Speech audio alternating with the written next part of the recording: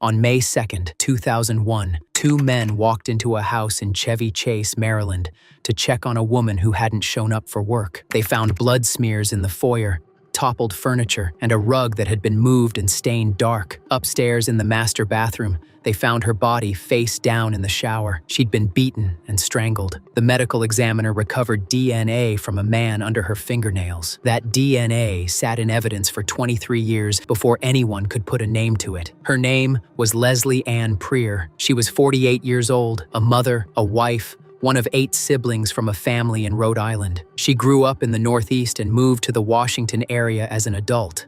She worked at Specialties Inc., an advertising production company in the D.C. metro area. She volunteered at a local library teaching English as a second language, working with immigrants who were learning to navigate life in a new country. Her neighbors in Chevy Chase described her as warm and soft-spoken, the kind of person who showed up when you needed help and didn't make a big deal about it. She lived with her husband Carl, who everyone called Sandy, in a house on Drummond Avenue in one of the quietest neighborhoods in Montgomery County, just north of the D.C. line. The area sits right on the border between Maryland and Washington. The neighborhoods are residential, old money, tree-lined.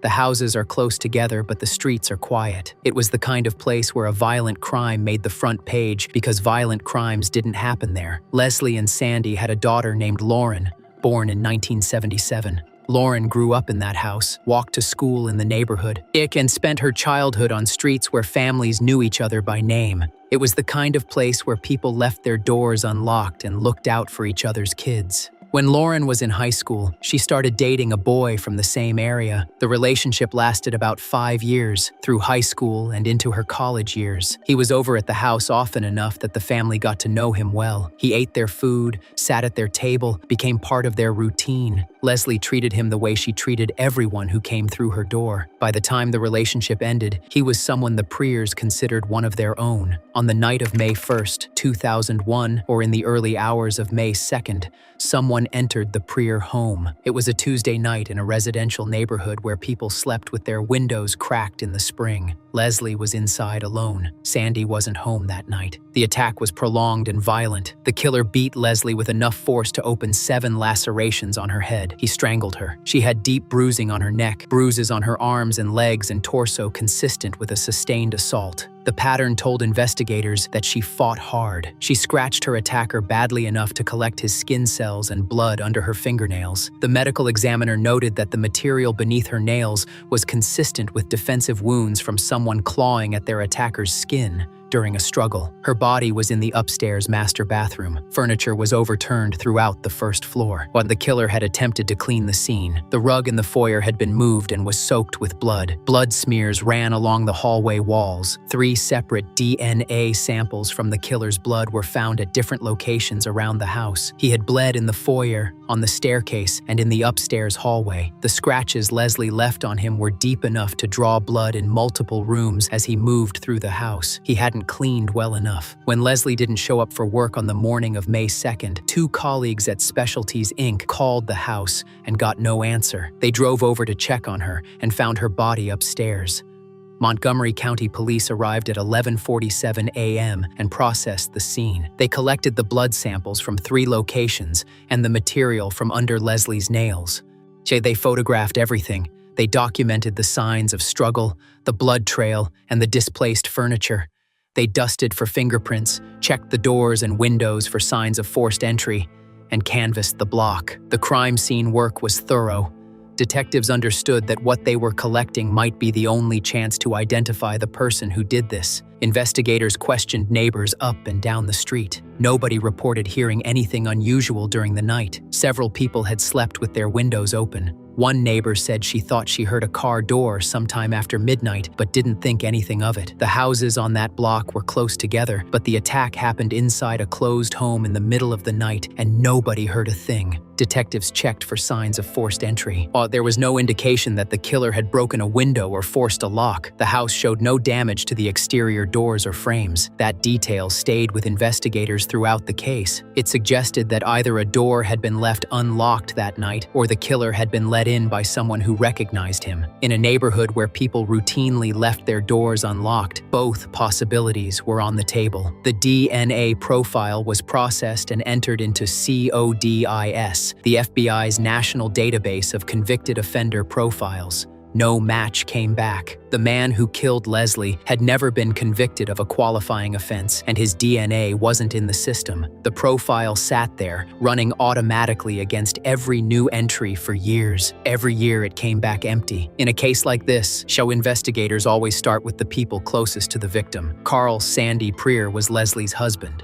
He was questioned immediately and cooperated fully with detectives. He told them he had not been home the night Leslie was killed. Investigators looked into his whereabouts, checked his account of the evening, talked to people who could verify where he'd been, and reviewed phone records from that night. Detectives asked Sandy to take a polygraph. He agreed without hesitation. He failed it. Polygraphs don't prove guilt. They measure physiological responses, and a machine interprets them as deceptive or truthful. Courts don't allow them as evidence because they aren't reliable. A grieving husband who is terrified that he's a suspect will produce the same readings as a guilty one. But the failed polygraph was the first thing that leaked to the neighborhood, and it was the last thing people forgot. The DNA told a different story. It was male DNA, and it wasn't Sandy's. The blood found around the house didn't match him either. The physical evidence cleared him early in the investigation, but the community didn't get that information. What they heard was that the husband failed a lie detector test. In a quiet neighborhood like Chevy Chase, where nothing like this had ever happened, that was enough to convict a man in the court of public opinion.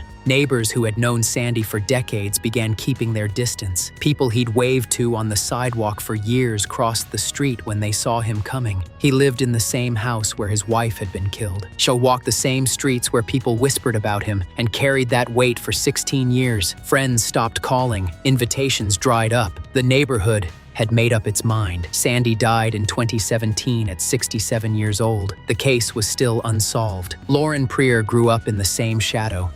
Her mother had been killed inside the house where she was raised, and her father spent the rest of his life treated as a suspect by the neighbors they'd lived alongside for years. She carried her own grief while watching her father be consumed by suspicion that the physical evidence had never supported. On January 30th, 2002, 8 months after the murder, a former neighbor of the Preer family called police with a name. The neighbor suggested that a young man who had dated Lauren in high school might have been involved in Leslie's death, yet the tip was logged in the file. Nobody followed it.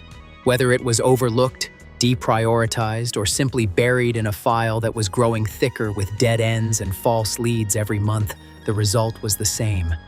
The right name sat in a filing cabinet at the police department for more than 20 years. In a cold case with hundreds of pages of tips, interviews, and lab results, a single entry from a neighbor can disappear into the stack. The case went cold. Leslie's file joined a long list of unsolved homicides at the department. The detectives who had worked it in 2001 retired or transferred over the following years, and the case passed from one set of hands to the next without a breakthrough. Every few years, a new detective would pull the file off the shelf, review the original work, and look for something that might have been missed.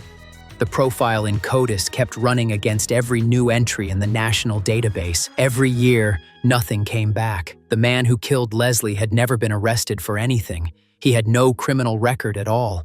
CODIS only finds people who are already in the system, and he wasn't. The database couldn't find what it didn't have. The DNA evidence was strong. 3 blood samples and the material from under Leslie's nails all pointed to the same unknown male. The profile was clean and complete, but without a name attached to it, the evidence couldn't go anywhere. It sat in a lab report on a shelf, waiting for the science to evolve past what CODIS could do. For more than 2 decades, the man who killed Leslie Preer lived as a free man in the Washington, D.C. area. He didn't flee or change his name. He finished his education, built a career, and went on with his life. He was walking the same streets as the family whose mother he had killed. In 2022, detectives Tara Augustin and Allison Dupuis picked up the Prier case in the Montgomery County Cold Case Unit. Augustin had just transferred in from robberies. She said later that one of the biggest challenges with cold cases is not taking the original viewpoints of the investigators who worked it before. Take a step back, she said, and just look at the facts. Dupuis brought experience in forensic evidence review. Together, they went through the entire case file from the beginning, reading every interview, every lab report, every tip that had come in since 2001. They treated nothing as settled. In September 2022, Augustin and Dupuis submitted blood evidence from the crime scene to Othram Inc., a forensic laboratory in Texas that specializes in advanced DNA testing and genetic genealogy. Genetic genealogy works on a different principle than CODIS. Instead of matching crime scene DNA against convicted offenders, it uploads the profile to public ancestry databases and looks for biological relatives of the unknown person. If anyone in the database shares enough DNA with the crime scene sample, it means they're related to whoever left it. From there, genealogists build a family tree and narrow it down. Othram developed a profile from the blood evidence and uploaded it to a public genomics database. The results came back with shared DNA matches pointing to a family line. The matches revealed a surname. When Augustin and Dupuis saw the name, they went back through the case file, page by page, looking for any connection. They found the 2002 tip buried in the stack. A former neighbor had called in that exact surname 20 years earlier and told police that a young man from that family who had dated Lauren Prier might be involved in Leslie's murder. The genealogy in 2022 had confirmed what a neighbor suspected in 2002, before the technology existed to prove it. The tip and the genealogy were pointing at the same person, but they still needed direct proof. Genealogy can narrow the field to a family or even a specific individual, but it can't substitute for a direct DNA comparison in court. They needed a sample from the suspect himself. By 2024, he was 44 years old and living in Washington, D.C., working a professional job. They needed his DNA without tipping him off. Yet detectives learned that on June 9, 2024, the suspect was flying back from London and would be landing at Dulles International Airport. International arrivals go through U.S. Customs and Border Protection. Customs officers have the authority to pull any traveler aside for a secondary screening without needing to give a reason. It gave detectives an opening they wouldn't get on a D.C. sidewalk. They coordinated with U.S. Customs to have an officer divert him into a room for what looked like a routine secondary screening. The room was small and nondescript, the kind of space that looks like it exists for paperwork and waiting. On the table, the investigators had placed several water bottles before he arrived. They looked like a courtesy, something an airport might leave out for a tired traveler coming off a transatlantic flight. He sat down. He drank one of the bottles. When the screening was over, he stood up, left the empty bottle on the table, and walked out of the room and into the terminal. He had no idea that the customs officer was working with Montgomery County homicide detectives, that the bottles had been placed there specifically for him, or that the entire exercise had been arranged to collect his DNA. Detectives moved in and bagged the bottle before anyone else could touch it. The lab tested the DNA from the water bottle against the DNA collected from Leslie Prier's home in 2001. It was a direct match. The DNA on the bottle and the material recovered from under Leslie's nails belonged to the same person. 23 years after someone beat and strangled Leslie Prier in her own home, a water bottle at an airport customs desk confirmed who did it. His name was Eugene Theodore Gligor. He was Lauren Prier's high school boyfriend, the boy who had sat at the kitchen table on Drummond Avenue for 5 years. The person Leslie and Sandy Prier had treated like family. On June 15, 2024, a warrant was issued for his arrest. On June 21st, the U.S. Marshals Task Force arrested Eugene Theodore Gligor at his residence in Washington, D.C., and charged him with the first-degree murder of Leslie Ann Prier. He was 44 years old. He had been living and working in the D.C. area the entire time, less than 10 miles from the house where he killed Leslie. He had been free for 23 years. Gligor was about 20 years old when he killed Leslie Prier. During the 5 years he dated Lauren, he had been to the house more times than anyone could count. He knew the layout of the rooms, the way the doors locked, and the routine of the people who lived there. He knew which nights Sandy was home and which nights he wasn't. He knew Leslie. She had let him into her home as her daughter's boyfriend, fed him dinner, treated him like family. She would have opened the door for him without hesitation. She knew his face. She had known it since he was a teenager sitting at her kitchen table. Police said no motive has ever been established. Prosecutors wrote in their sentencing memo that this was a crime without a motive that the defendant was willing to admit.